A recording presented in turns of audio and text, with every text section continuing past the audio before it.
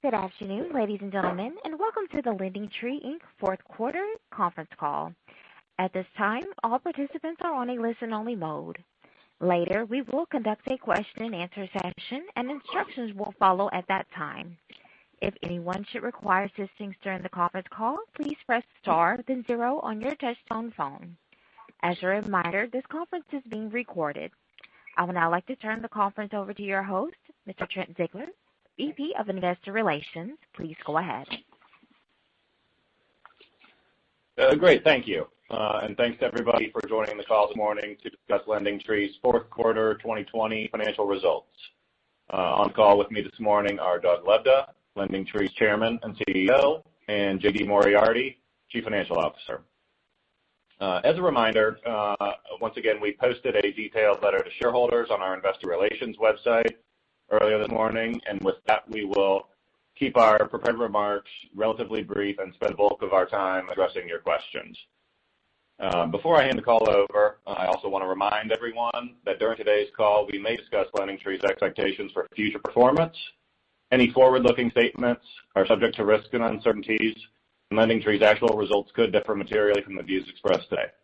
Many, but not all, of the risks we face are described in LendingTree's periodic reports filed with the SEC. We will also discuss a variety of non-GAAP measures on the call today, and I refer you to today's press release and shareholder letter, both available on our website at investors.lendingtree.com for the comparable GAAP measures, definitions, and full reconciliations of non-GAAP measures to GAAP. And with that, I will turn it to Doug. Thanks, Trent, and thank you to everyone for joining our call. Before we get into questions, I'd like to spend a few minutes giving you my perspective on the business and a few of the reasons why I'm increasingly encouraged by our prospects as we successfully navigated the challenges of the past year and we enter 2021 with positive momentum and clear focus on our strategic priorities.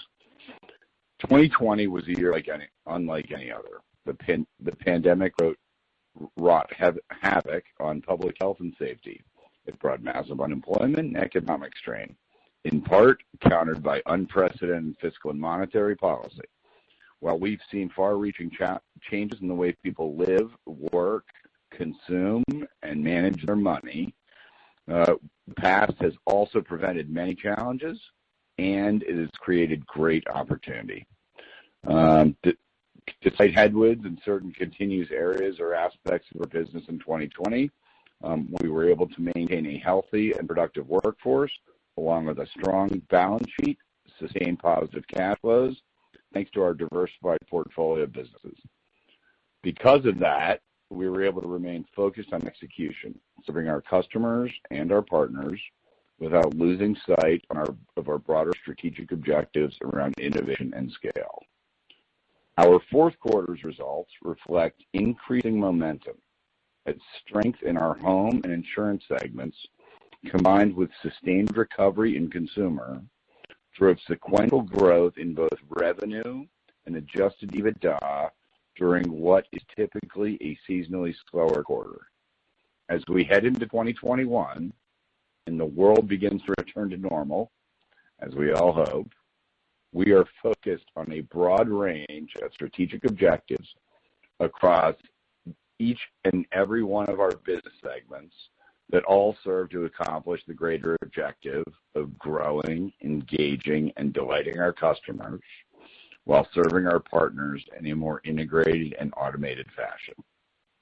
We look forward to highlighting those initiatives and our continued momentum as the year unfolds. And with that, we'd love to take your questions. Ladies and gentlemen, if you have a question at this time, please press the star and the number 1 key on your touch-tone telephone. If your question has been answered or you wish to remove yourself from the queue, please press the pound key. The first question is from the line of Youssef Squali with Truist Securities. Please go ahead.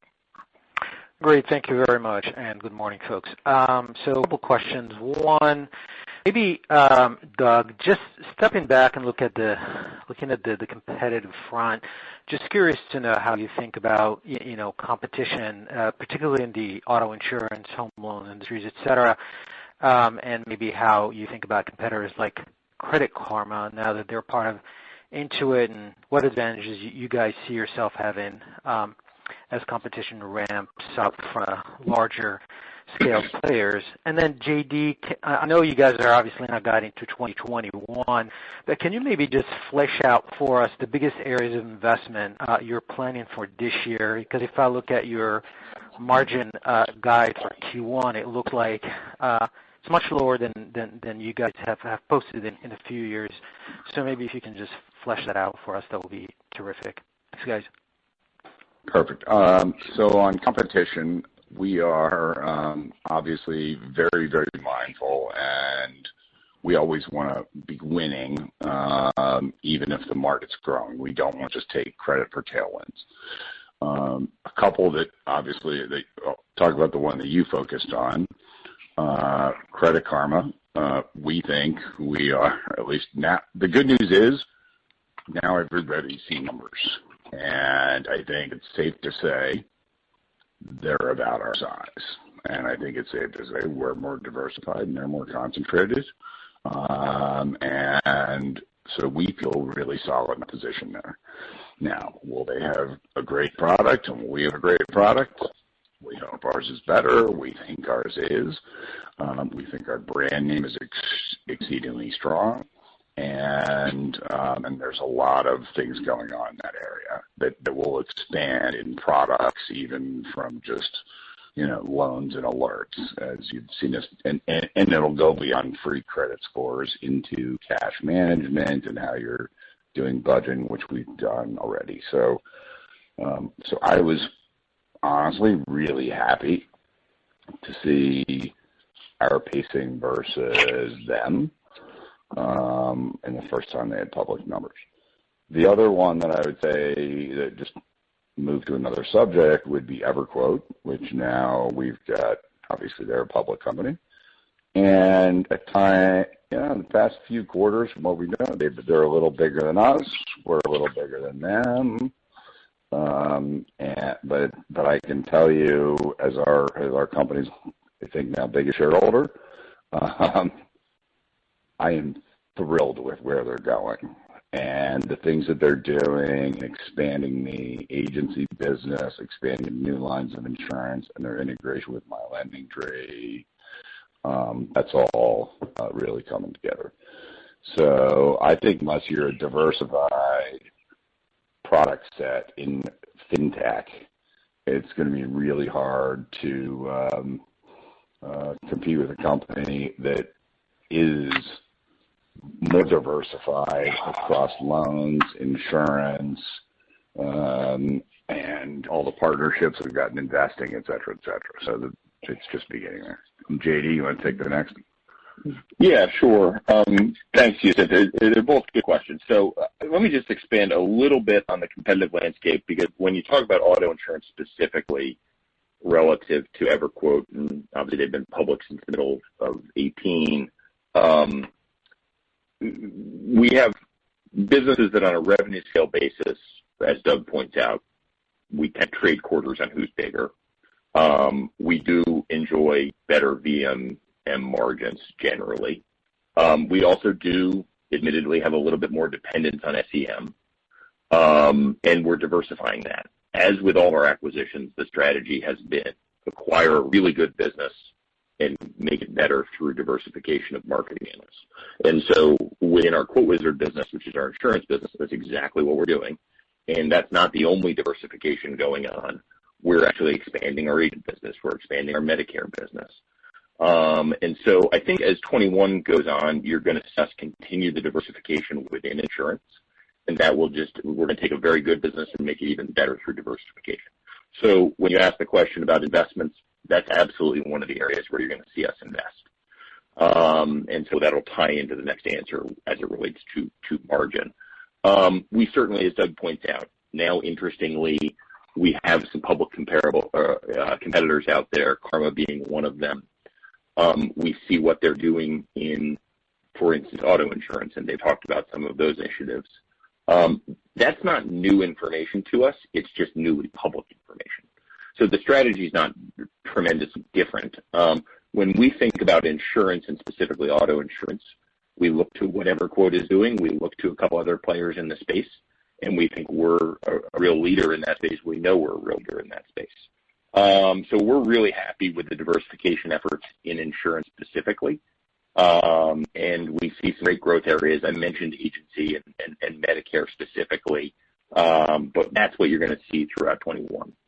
As it relates to the margin question that you asked about investments, recognize that our guide is informed not just by investments that will go on throughout the year, but I think what's going on in Q1 specifically is really mix. And one of the things that we make an effort to do, since we run a diversified portfolio of businesses, is let them all operate independently with regard to strategy in the moment. So right now, in mortgage, as you've seen from us time and again, there's a great opportunity to drive VMD growth. But that VMD is going to come at probably lower VMM percentages as we enjoy great revenue growth. That's happening at the same time as we are rebuilding certain of our consumer businesses.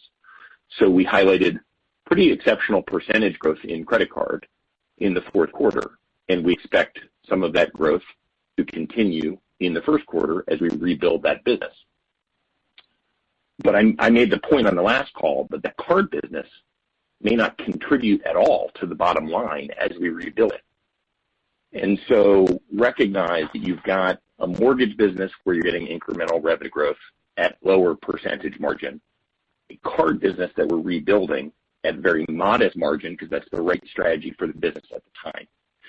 So it's really mixed, but it's also our desire to let each business do the right thing strategically to grow.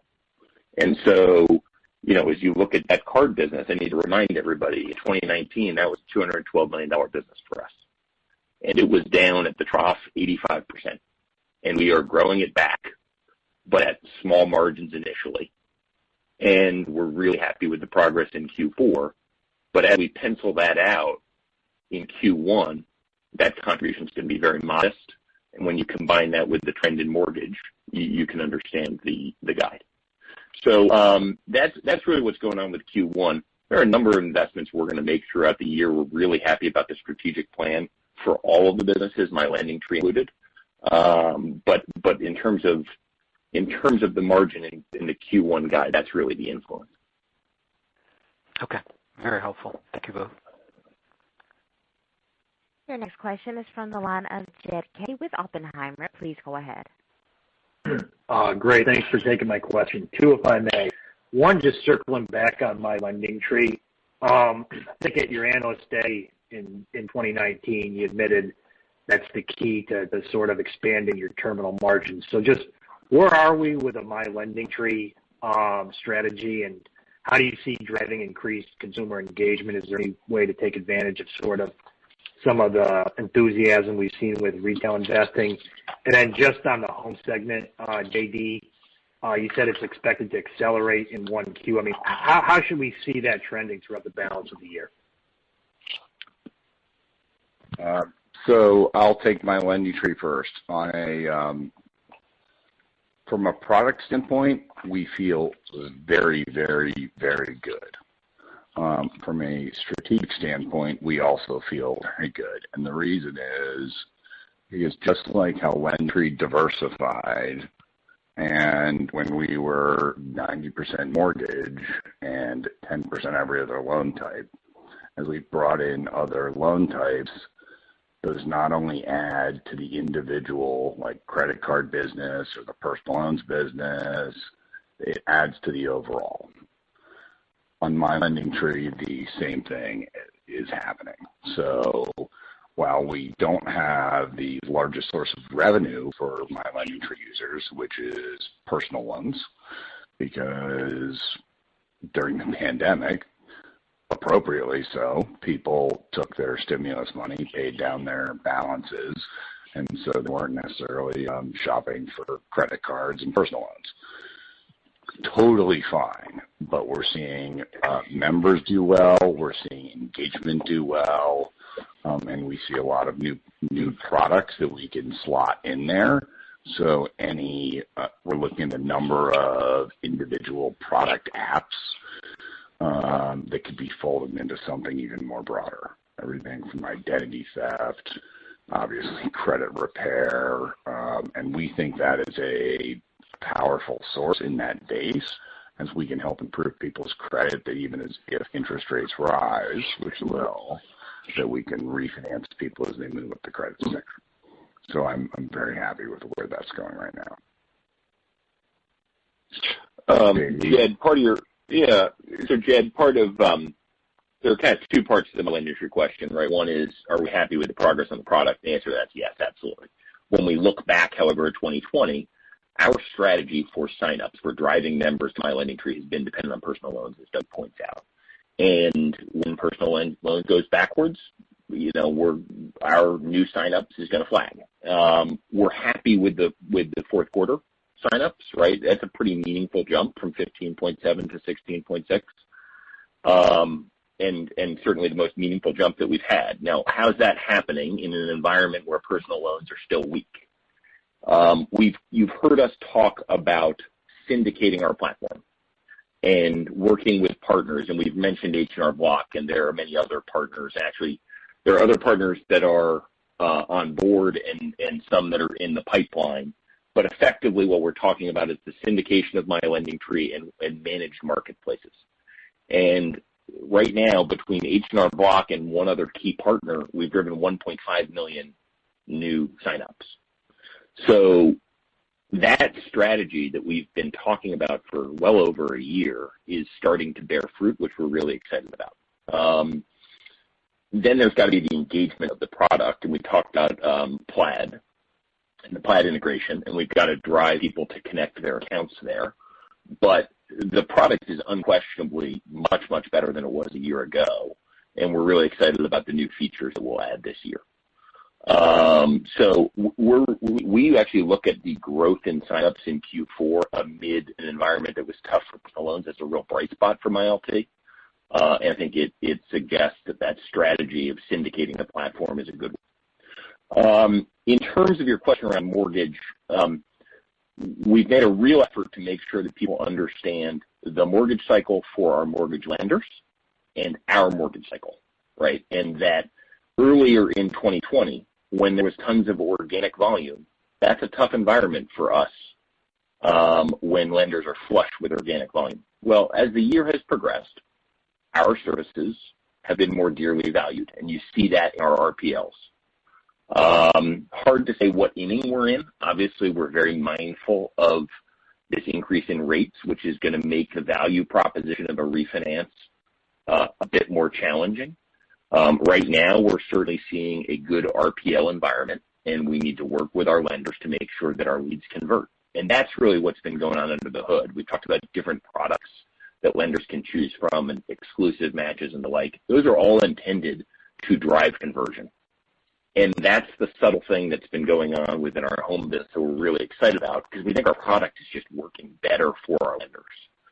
Certainly better than it was in the last cycle, where it was kind of one product that you could either succeed with or not.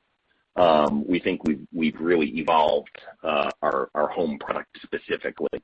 So hard to call the cycle, but we're certainly seeing that there's, as we've talked about in the past, as the refi cycle progresses for our lenders, we tend to lag that a bit, and you're seeing our outperformance right now. So that was evident in Q4, and as we said, it's accelerating here in Q1, which is great to see. Thank you. And all I would add there is, as people have heard in the past, in a refi boom, LendingTree or low-rate interest rate environment in mortgage, LendingTree will tend to underperform because lenders don't need us. Because of the product changes and all the stuff under the hood that JD talked about, we've been able to dramatically increase lender capacity through this. And we have strong indications that volume is going to, that their need and the volume is going to stick. In addition to that, you've now got new mortgage companies who are springing up, and the first place they're calling to get volume is us. And we've also talked to other, even startups who are trying to go build any brand new thing inside of mortgage. And their biggest problem is, you got to get customers to trust you. We've already got them. So we can now lean into marketing at lower percentages, but we maximize the dollars. And now with knowing also the My LendingTree LTVs, we can not only be marketing against, the payoff today, but we can be marketing as we know it in terms of the payoff tomorrow. And whether tomorrow is a day, a month, a quarter, or 6 months, we've now got the ability to do that.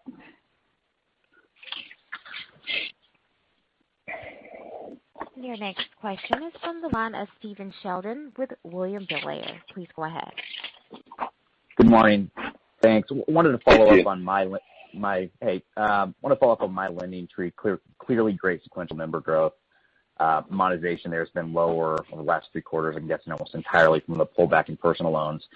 As you think about this year, 2022, potentially into 2023, is stronger monetization there highly dependent upon personal loans recovering, or with some of the added member touch points, product integration, is better monetization there becoming much less dependent upon personal loans? Could we be hitting that point over the next couple of years? So the short answer is definitely not going to be dependent on personal loans. We're working on some new feature. I don't want to say features, but even consumer experiences like inside of mortgage and inside of purchase mortgage, inside of more longer term alerts that we can give to people. So the answer is we're definitely not going to be dependent on personal loans. Personal loans happens to be the easiest thing, right, that you can say to a consumer. You've got a bunch of credit card debt, and we can tell you right now, we can consolidate that. You're paying this % interest. You're going to pay a lot less over here. Consolidate, get it done, right? Like, that's an easy thing to do. And as I said, during COVID, a lot of consumers did that on their own. 7 years ago, none of us would ever have been talking about personal loans because it was sort of this, it was something that, it was done by sort of subprime finance companies. Anytime people are providing financing, we're going to provide a market for it. And so we're right there. And so while the My LendingTree revenue is, in the cycle we've seen is dependent on personal loans, with everything else and the conversion and the after application touch points, the engagement is very, very good, and I'm happy with it. I wish everybody in America had a My LendingTree account, and someday we're going to get there because it'll just tell you when to save money across every financial institution in the United States, across insurance and lending. Clearly, we're not there, but we're definitely on our way. JD? Yeah, Stephen, let me give you a good example. The answer to your question is no. As you look out to 21, 22, later in 21 and 22, the dependence on personal loans should reduce fairly significantly. But one of the things that we're focused on, obviously we want each of our businesses to drive new signups. That's one thing. But we're really focused on making sure that we can actually have the consumer have a really good experience within MyLT and across our products. So there are some foundational things you have to build first. So one big question we often get is insurance integration. And that's not just driving signups, but that's saying, okay, here's somebody who's in market in, this great, insurance platform that we have. What are we doing to make that work with MyLT? Well, the agency initiative that we have within insurance, when we talked in our shareholder letter about the app that the auto dealer app. Well, the agency technology is the key to that. Okay, so we have built this technology for the agency that supports the dealership app, but guess what it also supports? The ability to show a rate within my LT and any other cross-sell opportunities. And being able to show a rate is really important. So as we build out that agency within insurance, it will not only help diversify our insurance business, which is wonderful, but it supports the cross-sell opportunity. It supports the integration with my LT. And so we're really happy with that. When does that manifest itself in terms of results? Probably the timeline that you're talking about, later 21, 22, in terms of my LT results. But I think if we're sitting here a year from now talking about my LT, that dependence on personal loans is quite a bit lower. And you should see actually insurance and card and other businesses far better integrated with my LT. Which will be awesome, and obviously, as you point out, that should actually really help our natural marketing profile. And JD hit on the B2B aspects of this a little bit. The co-branded with other partners is definitely working, and that will work not only with lending, it also works with insurance. The auto dealer app, for example. While it's only in a few auto dealers, it is having great impact. And when we look at the unit economics and the future of that, if it works at 3 auto dealers, it will work at 300. And there are things coming behind that. And that auto dealer app, for example, can give instant quoting with fully bindable quotes for auto insurance that we're much more integrated on LendingTree, but those types of products can now migrate across everything else we have, so we build out our ecosystem. Great. Appreciate all the color. Thanks. Thanks, Stephen. Your next question is from the line of John Campbell with Stephens. Please go ahead. Hey, guys. Good morning. Hey, John. Hey, I know this is probably impossible to directly piece out, but JD or Doug, I'm just curious about your bigger picture thoughts around stimulus and how much that might be playing a factor kind of in the pace of recovery in consumer. So I alluded to it before. I think it's definitely having a major impact. We've got lenders ready to lend, and we've got consumers that aren't necessarily in the numbers they were before needing or wanting to borrow. And as much as that might not have our EBITDA higher in a year, from a company that's trying to help, that our mission is really to help consumers help everybody get their finances right, that's okay. So I'm fine with it. If people are paying down debt because the government's giving them free money, that's certainly better than borrowing it from a credit card company. If that hurts our business for a few months, that's fine, because it's going to put them in a position where they now can become homeowners, they can start small businesses, and can engage with us in much more valuable products in the future. Yeah, John, I guess I would just say, it's really, the stimulus is, if it helps people get through, wonderful. But the uncertainty around it is what we need to get past for our partners, right? So let's talk about each business. If you're a credit card issuer and you're looking at credit card balances, but you're trying to assess the impact on the consumer and how creditworthy are they, right? That influences how aggressive you're going to be in growing credit card, new card issuance, right? And so we're definitely seeing a number of our credit card issuers. We have, I think, 2 now back to pre-COVID underwriting standards. Okay, so they obviously pulled back quite a bit, but we're now seeing finally a couple of them get back to the same underwriting standard. That's great.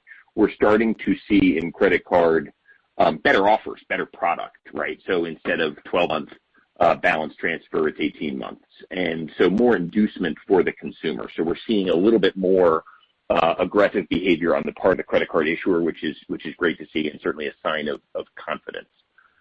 In personal loans, as we point out, if people don't have credit card balances, they're not going to have as much desire for a personal loan, and the stimulus obviously has definitely impacted that business.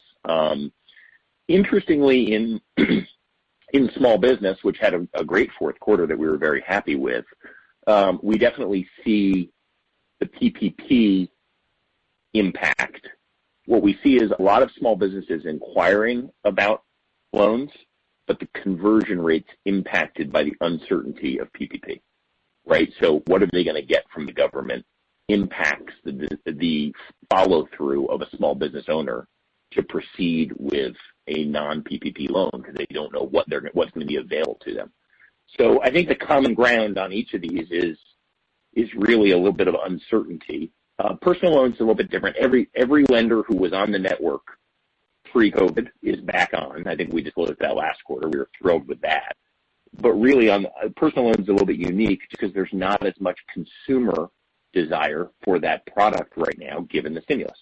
So it's certainly having an impact. But as Doug points out, if it's helping our consumers get through this, that's going to be great for us long term. Okay, that's great color. Quick follow-up here on the brand spend. I think last year, if I recall correctly, you guys had some committed spend, and then obviously a portion of it was kind of you were able to flex. But just curious for this year, if you guys have kind of earmarked a particular level of spend, and if so, how much of that is fully committed versus truly variable? Yeah, so we kind of went into this year assuming it would be similar to last, but we've taken steps so that we can flex it higher based on how certain businesses trend. And so you might see us later in the year stepping that up. It's stepped up a little bit quarter on quarter here in the first quarter relative to the fourth, reflective of our business. But as the year progresses, you might see us step that up a little bit. Okay. And the only thing I would add to that is we are always going to deliver, or we're always going to do our best to deliver profits to our shareholders. And if we've got opportunities to invest for the future that are truly investments, not just spending money, but that J.D. Moriarty or somebody from our finance team says, yes, let's go spend this much money on this above and beyond what we were thinking about because we're seeing new numbers and it's going to have a return. We're going to do it and we're going to tell you about it. Makes sense. Thanks, guys. Thanks, John. Your next question is from the line of Melissa Waddell with J.P. Morgan. Please go ahead. Good morning, guys. Thanks for taking my questions today. Wanted to focus on consumer as well. I'm trying to reconcile some of the comments you've made about, I think it's particularly in card with having sort of a lower margin on that business as card dealers come back into the space. I'm trying to reconcile that with actually what was pretty strong margin in the consumer category as a whole in 4Q. So I'm wondering what sort of offsetting areas of strength there were in that segment. And then second question would be around the partnership with Westlake and sort of understanding that better, how that differs from current offerings in auto and how we should think about that scaling. Thank you. JD, you want to take that? Yeah, absolutely. So, Melissa, overall, the consumer category does carry high margin because it also includes of our big businesses, our personal loan business is our highest margin business. So that business normally is weak in the fourth quarter relative to the third, right? Because typically people run up credit card balances and in the fourth quarter, and then it's strong in the first quarter. Okay. So that seasonality did not play out, and actually personal loan was modestly bigger in the fourth quarter than it was in the third. And card obviously grew. Now the card business, as we look at each of our businesses, and we've been doing this since, on a daily basis in light of COVID, one of the nice things about our model is obviously when the revenue opportunity goes down, so does our cost structure. And so we've watched each of our businesses, and you saw that in our mortgage business, for instance, in the second, third quarter when that margin expanded. Well, the card business is the only business that had days in 2020 where it actually lost money, right? Where the cost to deliver volume to our card issuers exceeded the revenue opportunity. And so as payouts compressed in card, that was a tougher business to manage. Now, it wasn't losing money on a daily basis, but I'd say every, kind of fifth day throughout 2020, it would seem to have a day where it might lose a little bit of money. And recognize that with card, it's a month-to-month business, and as issuers want to profile new cards, and we get certain payouts for those cards, and we learn about those for the month ahead and what their goals are, we're trying to meet their volume goals. And the cost environment has been high. We've had to, in the fourth quarter, we've got competitors in card who are driving that cost up. Now, I would say that we are probably, I mentioned that a couple issuers are back to pre-COVID levels with respect to underwriting. That's the first sign. If their underwriting criteria is back, that's great. What should follow from there is enthusiasm to grow. And when the RPLs, or pardon me, when their payouts, I should say, move up a little bit, and when we get, I'd say, a couple more, one or two more issuers who want to grow, that should flip, meaning that the revenue opportunity will exceed the cost environment. We are strategically deciding to grow that business right now, meeting volume targets for issuers to take more of their market share as the months proceed, and recognizing that it might be a break-even proposition in the card business as we try to build it back. Right. So with any one issuer, we're saying to them, okay, in January, how much of your spend can we get? Okay, great. Maybe we did that at a break-even level for us in January. What can we do in February? Can we grow it? That's the strategy. And when the network gets a little bit more robust, we'll start to be a profitable business there. But card specifically is going to drag on margin in Q1 relative to what consumer is typically. The personal loan business continues to enjoy a pretty good margin profile. We just need revenue growth there. So it's really a mix of businesses. Now, the other thing I would point out, sorry, go ahead, Doug. Okay. No, you, sorry. Sorry, go ahead.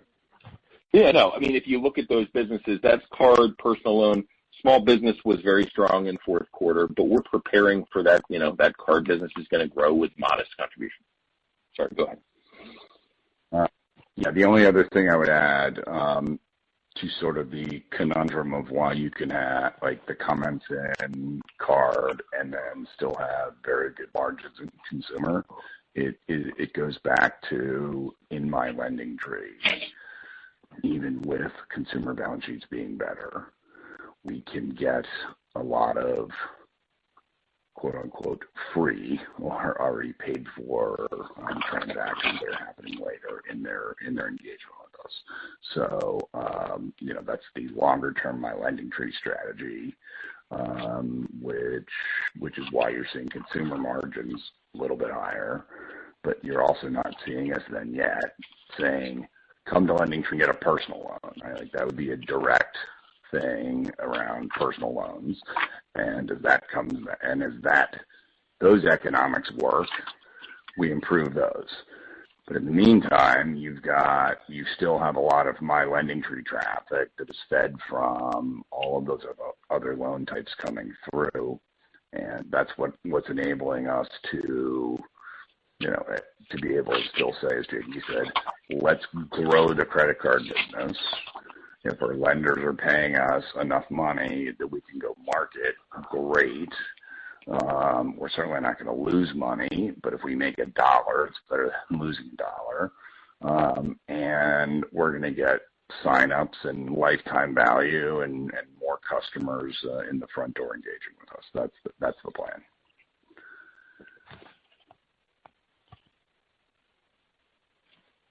Your next question is from the line of Rob Wilhack with Autonomous Research. Please go ahead. Morning, guys. I wanted to follow up on my LT and engagement there. Wondering if you can share any additional color around usage and interactions. Are my LT users interacting with the platform more and more, and if so, how fast is that increasing? JD, do you want to give like numbers and then I'll hit overall? Sure. There's some signs of goodness in there, and it's not all perfect. The biggest thing, Rob, is really this Plaid integration, getting people to become connected accounts. So of those who are connecting their accounts, and the real thing that we've got to drive this year is that. What's the call to action to get somebody to connect their accounts with Plaid? We're seeing their engagement up almost 30%. So that's great. And then we're seeing revenue per active user as a result of that connected account. That's up 20%. So, strategically, we want to drive people to engage their accounts. That's really important to us. But the monthly active users, we've got to get them to connect accounts. We think that's really the driver strategically throughout the year. So we don't have a new set of like public metrics that we're going out with, but that strategy is certainly working. And we're really happy to see that. And then the reason for that is if we can get you to connect your accounts, we have more opportunities to give you alerts. So the more we know about you, the more we can tell you how to save money. But we have to get consumers to sort of take that next step. So the beautiful thing about our business model is we can drive you in to say, come get a mortgage, come get a personal loan, come get a credit card, comparison shop for this. And we can also say, get a free credit score if you want. We can say, get identity theft insurance. And we can say, get it all together.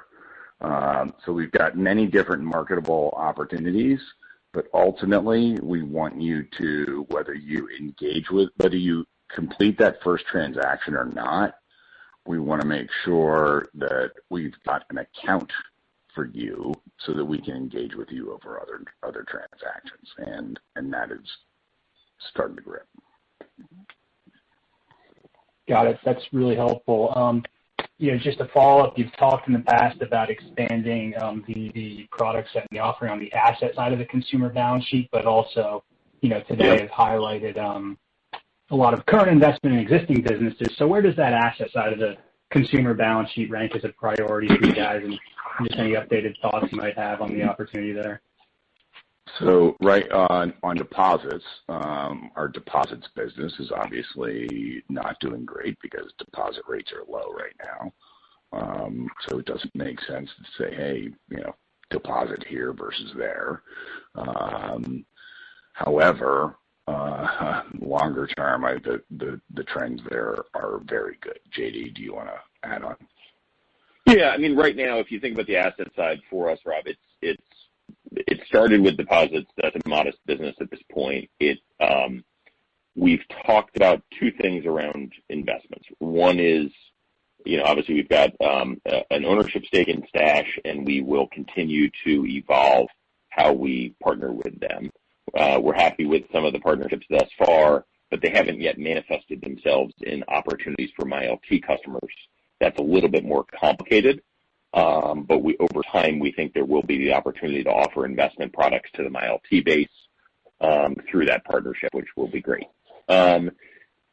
We also have, and we've talked about this, a business around investments, and so we've been developing content around investments.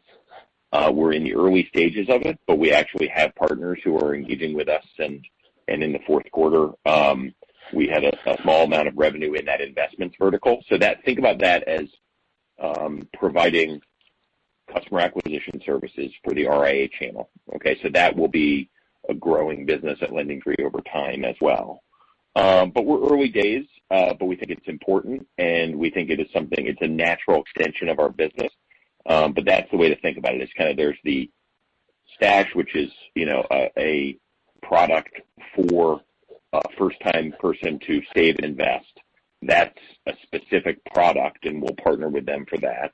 And then kind of the marketplace experience for the registered investment advisor community. And we've talked about that. That's not a new opportunity, but we think it's a very natural extension of what we do. And I would just add on by saying the Stash integration is going very well. Both us helping monetize their users and their investment product helping us or our users get engaged. The autos product, while it's today insurance, could very quickly go into helping you buy a car, which is also obviously an asset. The overall cash flow analysis that we're doing on my LendingTree will get very strong into savings. And then as JD pointed out, the RIA business, we think that for a certain segment of customers, they should be using a robo-advisor. For another set of customers, they can be working with somebody at a very high end. And for the middle, there's a lot of people who want registered investment advisors to help them through retirement. They get very good earnings from those accounts, and it's a brand new channel for us that is early stages showing very, very good signs of life. That's great. Thank you, guys. Thank you. Your next question is from the line of Jamie Friedman with Susquehanna. Please go ahead. Hey, Jamie. Hey, hi, good morning, guys. So you mentioned in the second page of the shareholder letter that the strength that you saw, I'm trying to find it here, the trend that is persisting into the new year in terms of the strength that you saw earlier. I was hoping you could just elaborate on what it is that you may have seen quarter to date. I believe you're referring to the mortgage segment. Is that? So let's see. It says, sorry. Yeah. The home segment. Sorry, JD.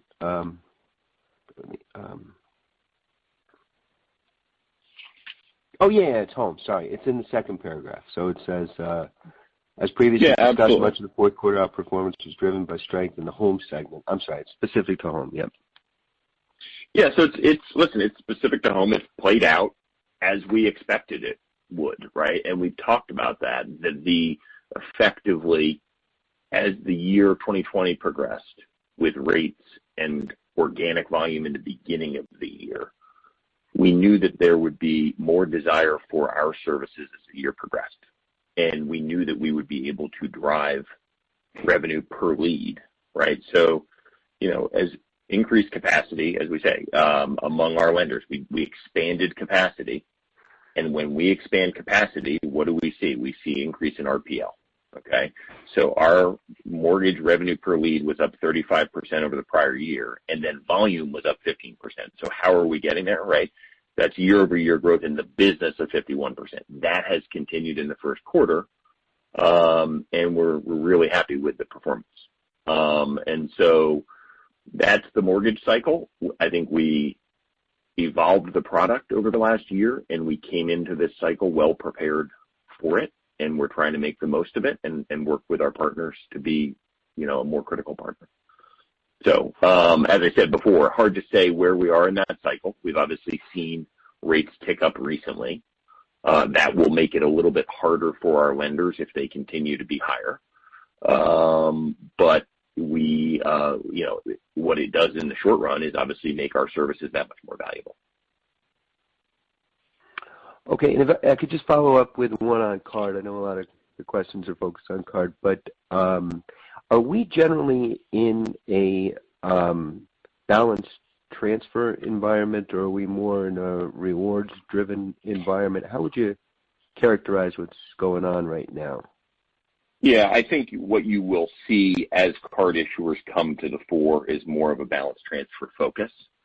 Having said that, credit card balances themselves are not high at the moment, right? So, but they can make a lot of money on that product when they grow to expand their portfolios. Now, the reward programs have been probably challenged a bit because of the absence of travel, right? So much of that is travel-centric. Having said that, I would expect that when people get back to more normalized travel, God bless, let's all hope that the card issuers will be focused on reward cards. So it's sort of hard to say right now, Jamie. We're principally focused on helping them grow again and on underwriting criteria and product. So we're starting to see, as I mentioned before, the balance transfer card that moves from 12 months to 18 months. With zero interest. That's the beginning of we want to grow cards. That's what we need to see. That's the anecdotal sign of a desire to grow. And I think it will probably beat balance transfer at the outset. Got it. I'll drop back in the queue. Thank you. Thank you. And your final question is from the line of Kunal Madhukar with Deutsche Bank. Please go ahead. Hi, thanks for squeezing me in. One, longer term, bigger picture. Want to understand where you stand in the competitive landscape for marketing spend from financial services firms. Most of them have been spending online for the longest time. You've been around for the past, almost 25 years. So it's not as if there is lack of awareness. So how do you get a bigger share of the advertising spend from the financial services firms?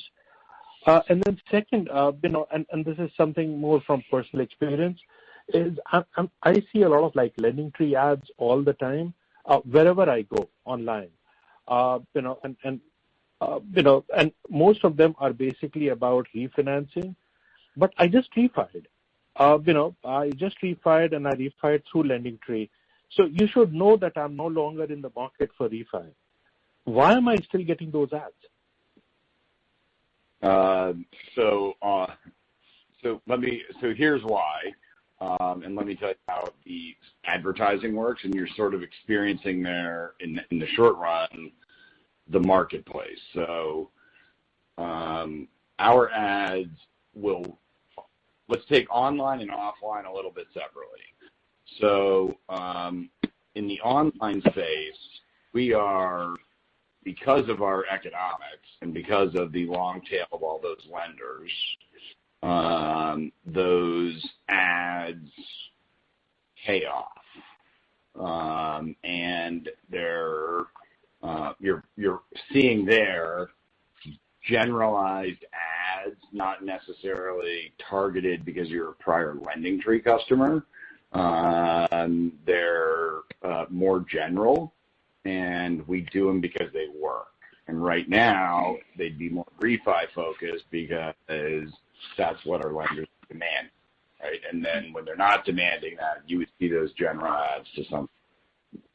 Hopefully, what you would also be seeing, in addition to ads on the internet, is that now that you're a customer and you've refied through us, you should be getting hopefully more targeted alerts and less of that.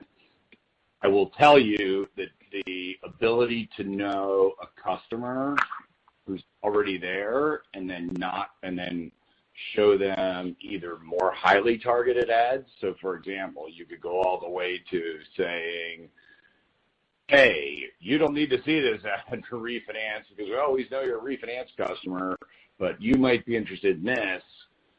It gets a little sort of creepy, and we don't necessarily go there. So current customers will see ads across the internet, and they definitely work. So that's how that works. Does that make sense?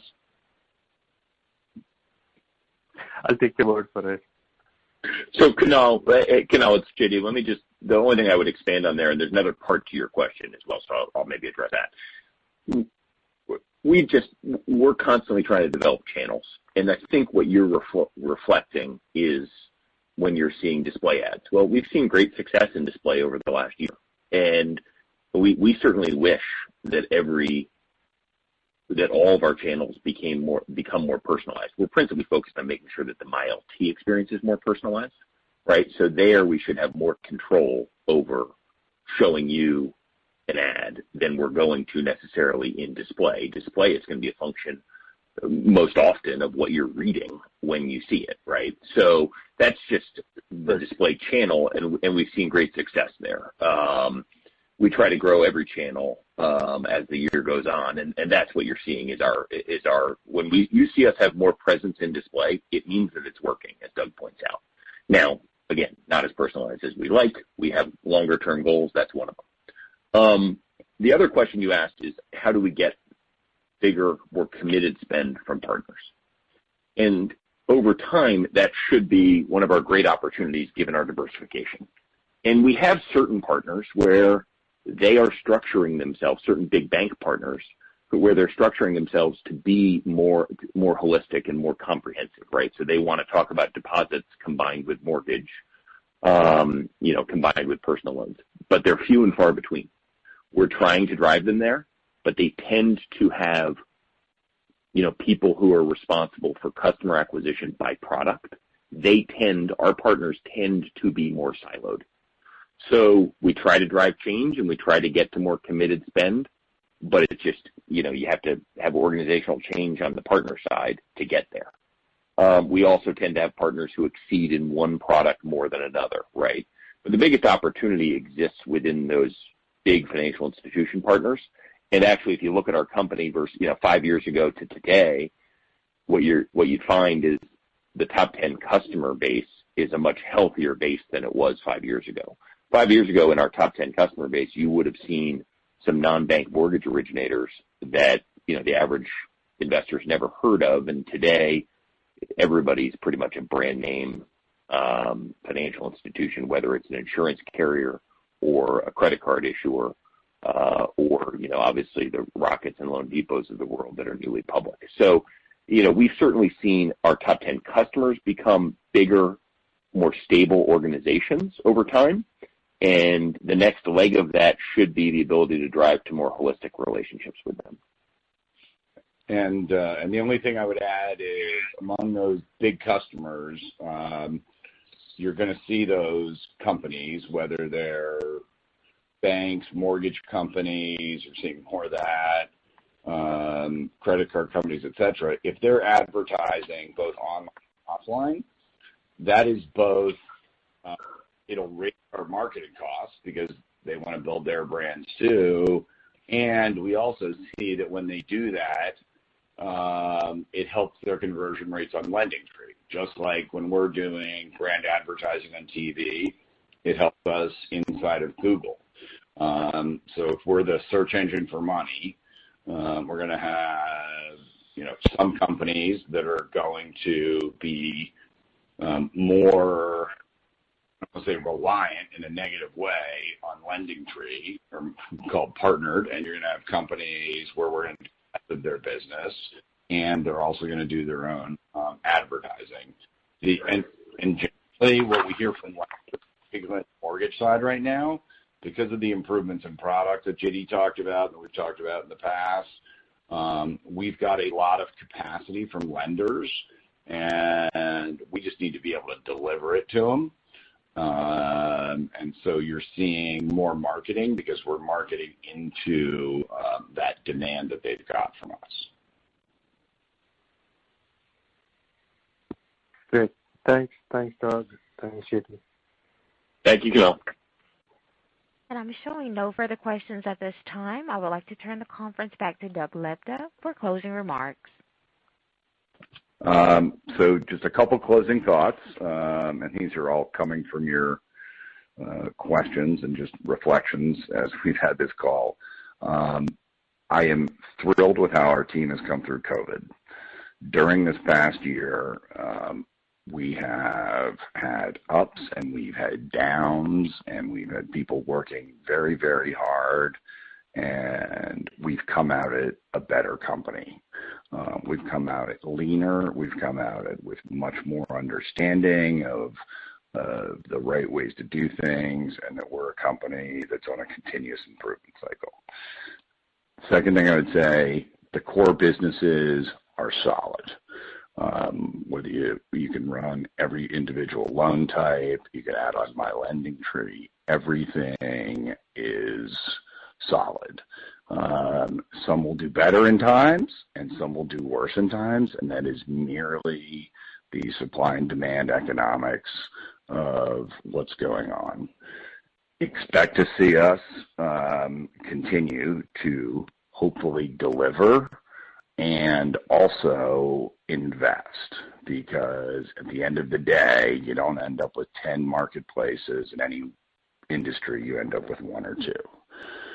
Next thing I would say, which is somewhat boring, but it's really impactful, is that throughout this last year and throughout the planning process we went through and the processes that we have laid in place, I think that we are now at a place where we've got the team and the processes, the brand, and the capabilities to scale this company to a much larger company, and we intend to do that.